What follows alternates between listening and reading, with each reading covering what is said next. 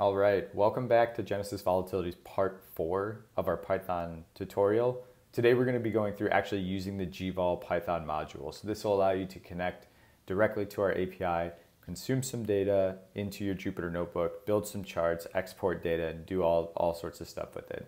So first things first, what I'm sharing on the screen is a link to the GVol Python module documentation. So this is where you can stay up to date on any new developments, any new code, any new updates to this module. And I'll include the link to this in the description. But first things first, what we're gonna wanna do is make sure that we actually have the module installed. So I'm gonna get my terminal open, and to install, again, we run pip3 install, and then the name of the package. So we want GVol.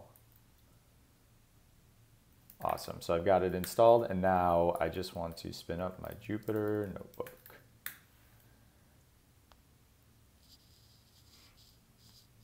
And let me create a new file. We'll give it a name really quick.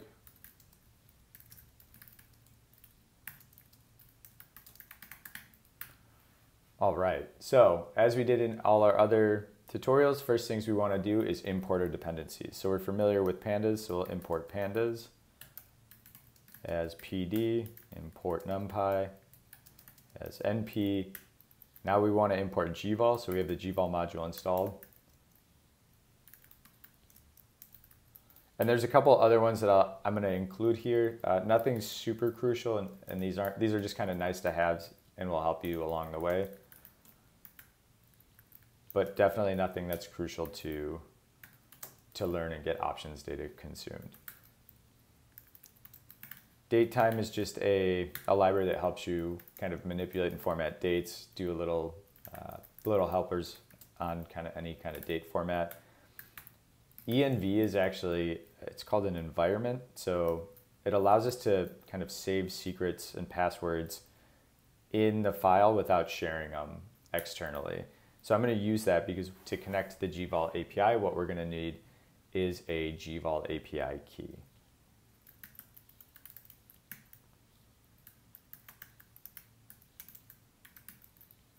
So I just want to make sure I set our backend plotting library to Plotly. Then we'll run everything and we should be good to go. So first things first, I mentioned we'll need to create an API key. So if you're a GVol Pro user, you should have an API key in your email from us.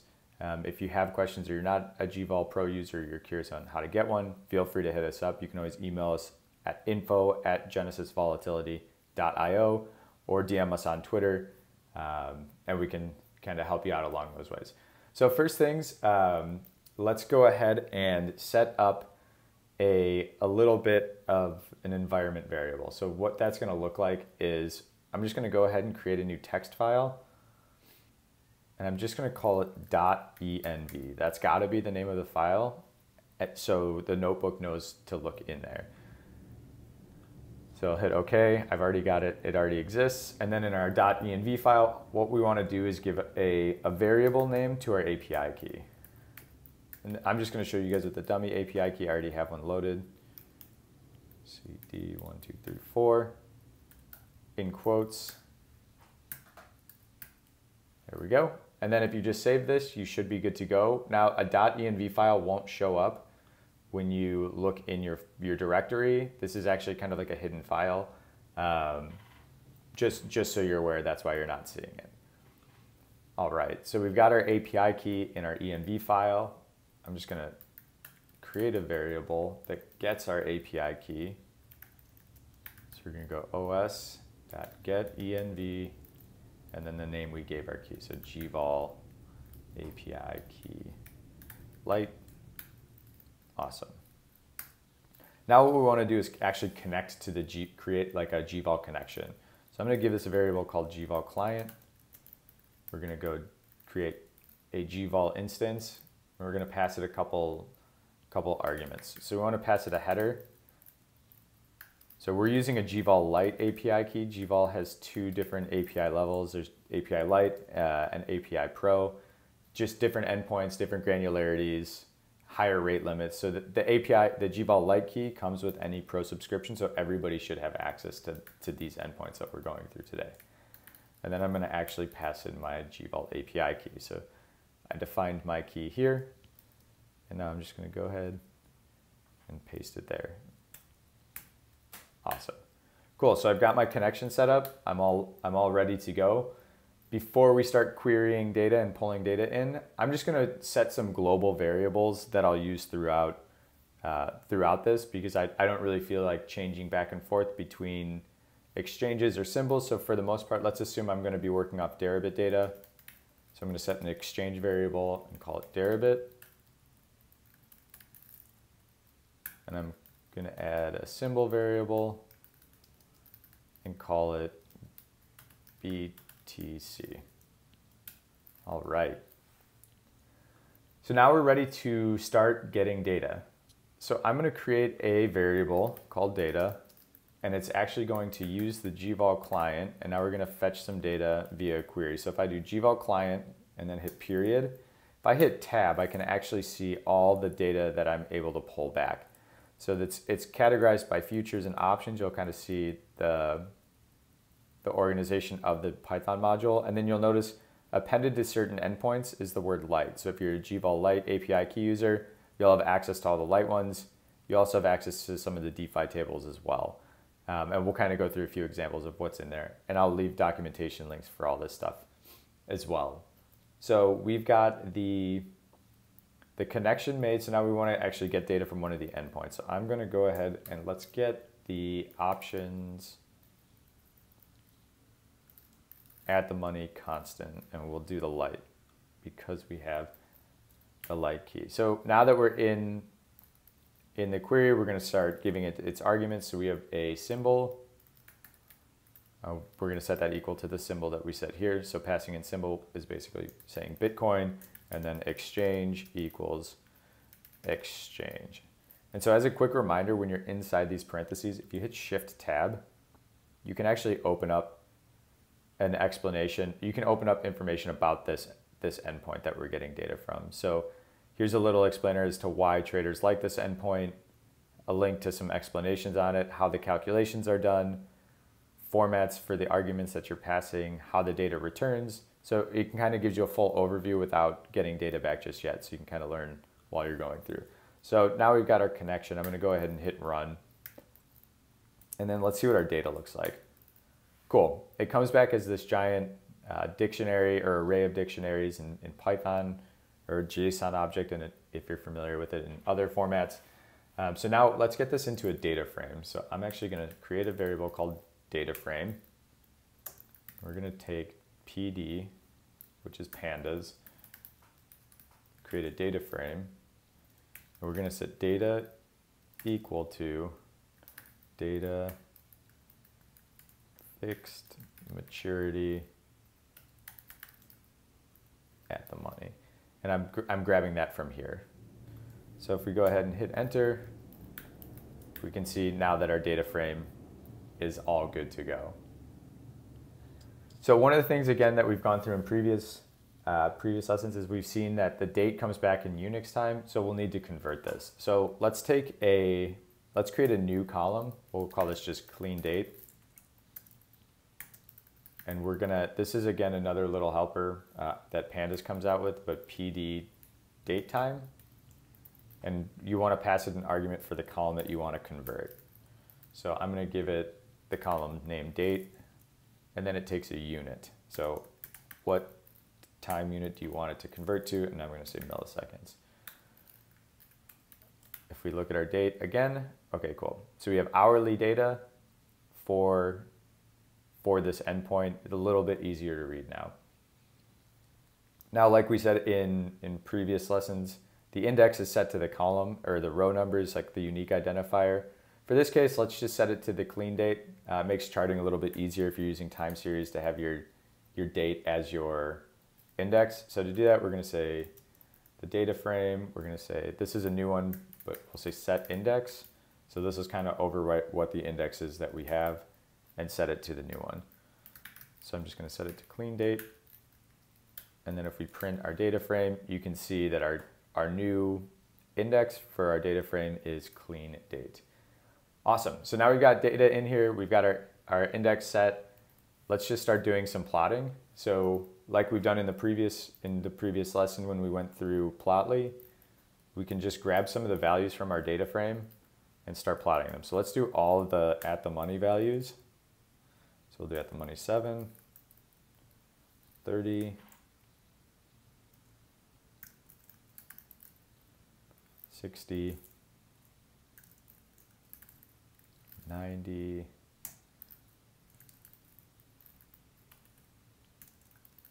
and 180. Then we'll go ahead and say dot plot, and we'll give it a title, fixed maturity at the money. Awesome, so we've got our data coming in, we've got the title of our chart, it's ready to be shared and downloaded and used however you want. Again, if you're curious and zooming in on different time periods or looking at just different time intervals, you can kind of start manipulating the data or visualizing it in that respect. Another nice thing to do is if you're doing some data manipulation on a data frame, you're adding your own columns, you're doing something that's a bit more advanced, and you kind of want to take this data offline or share it with people, Pandas actually allows you to export data directly to a CSV. So our data frame is defined as df. If you just do df, dot to CSV, and then we're just going to give it a name, so we'll call it fixed maturity ATMs dot CSV. This will actually just export the file directly into our root directory right here that you can take offline and share with anybody else. All right, let's go through a couple more of the endpoints that you can access via the GVol module, and then we can do a couple more charts. And then again, I'll leave descriptions and links and resources in the description that we find helpful kind of as you go through this. So let's do one where we're looking at some of the DeFi data. So we're going to go to our GVol client. And let's say we have the DeFi section. Let's say we want to look at ribbon trades. So let's open up a parentheses, see what arguments this takes. Pop this open a little bit. So this doesn't actually take any arguments, so you can just call the endpoint like this. I'm gonna hit enter. All right, so our data should be in here now. So what we want to do, let's just take a quick look at it. Again, okay, so it comes back as a long object. What we want to do is create our data frame. So we'll call this data frame DeFi still. We're going to say PD data frame data equals DeFi, DeFi ribbon time and sales. Oops, got something in here wrong. Got a typo, an extra A sitting in there. All right. So now let's see what our data frame looks like. Cool, we've got our expirations, the dates, the underlying, the strikes, the directions, put call, volume, coin premium. So here's a couple other cool things that we can do. So first things, let's just go ahead and do some data conversion. So let's just take the date and get it into something a little bit more readable. So we'll say DeFi date, and let's set that equal to pd.toDateTime. DeFi, the column name, so we want to convert date. Oops, and these should be parentheses, not brackets. And we want this to equal date. And then the unit, the time unit that we want, we'll use milliseconds again. All right, let's check it out. Should have stuff that's a bit more readable. Okay, awesome. Now, let's go ahead and just plot some data in a different format. So you can kind of see like the flexibility of Pandas and Plotly together with this data. So let's see if like what the total volume is by the underlying asset in a bar chart. And so there's some pretty cool ways to do this. So this, if you think about it, we've got each of these as a trade. So we need to do some sort of pivot where a pivot table like operation where we're looking at the underlying, summing the volumes, and then plotting it all. And so you can actually do this in a single line that makes it pretty easy. So we're going to say, we're going to look at our data frame. So we're going to type DeFi, that's the name of our data frame. We're going to group by, and we actually want to group by the underlying. And then what we want to do is after we do that, hit .ag. So we're going to aggregate, and what do we want to aggregate by? So we're going to say volume. And what do we want to do with volume? We want to sum.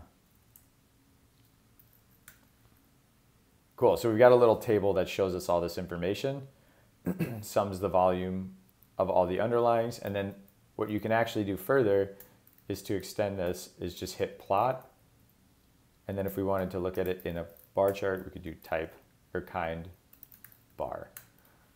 So in this single line, it actually sums all the volume by the underlying and then plots it. We could also do things like count, so you can get an idea of the total number of trades rather than the volume, and just gives you some different ways to manipulate it. And so now you can see like the flexibility of pandas being able to group this data, manipulate it, and plot it in a single spot. And now we can get a good overlook of where the volume is on Ribbon for different currencies. The last endpoint that I wanted to highlight, and this one's actually pretty powerful and there's a lot of cool information in here, is the real-time order book data. So we'll go ahead and create a new variable called Orderbook. And we're going to grab that data from the GVol client again. And this endpoint is called options Orderbook. Option Orderbook details. It takes in an argument exchange. So we're going to set it equal to exchange, which again, exchange up here is defined as Deribit. So we're basically saying, give us the option order book for Deribit. Cool. And then let's just, without looking at the data, let's just go ahead and set it into a data frame ahead of time. So we'll keep order book equal to pd.dataframe order book utility,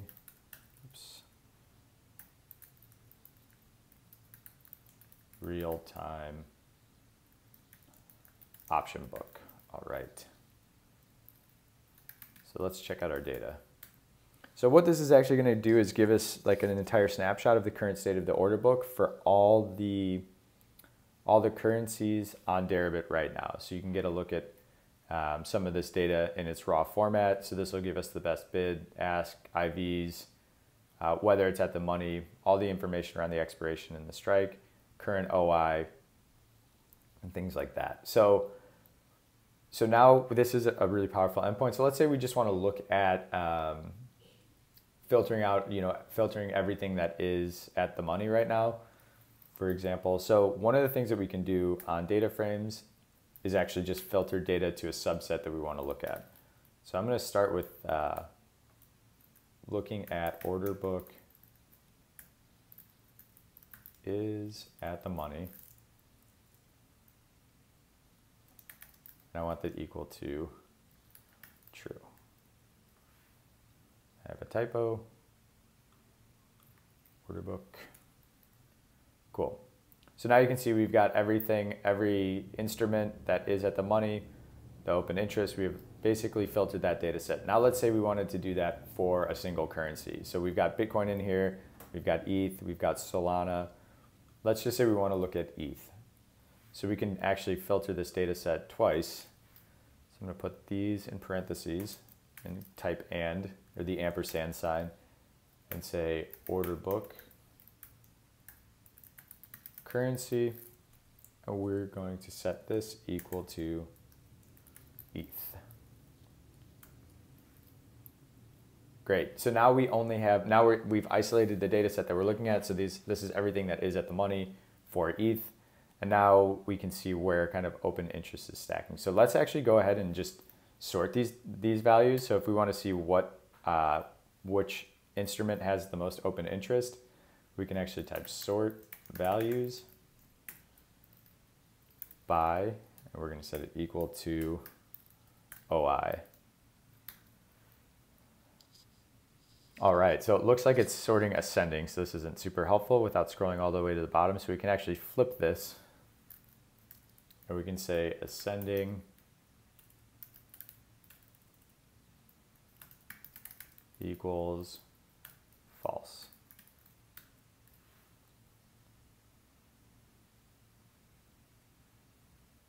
Great, so now we can see kind of where all the open interest, or kind of majority of the open interest, is lining up across instruments. You can take this data, again, start plotting it with some of the things that we've done above if you wanted to group and kind of plot these over time. The other thing, again, as I mentioned, let's say we just want to take this data offline, share it with other people. What we can do here is just type orderbook.toCSV, and we'll call this ETH at the money.csv. Awesome. So now that we've gone through learning how to install Python, declaring variables, using pandas and Plotly, now we can connect directly to the GVol API, given our GVol API key, consume some data, analyze it, plot it, export it, share it, all the things you need to do.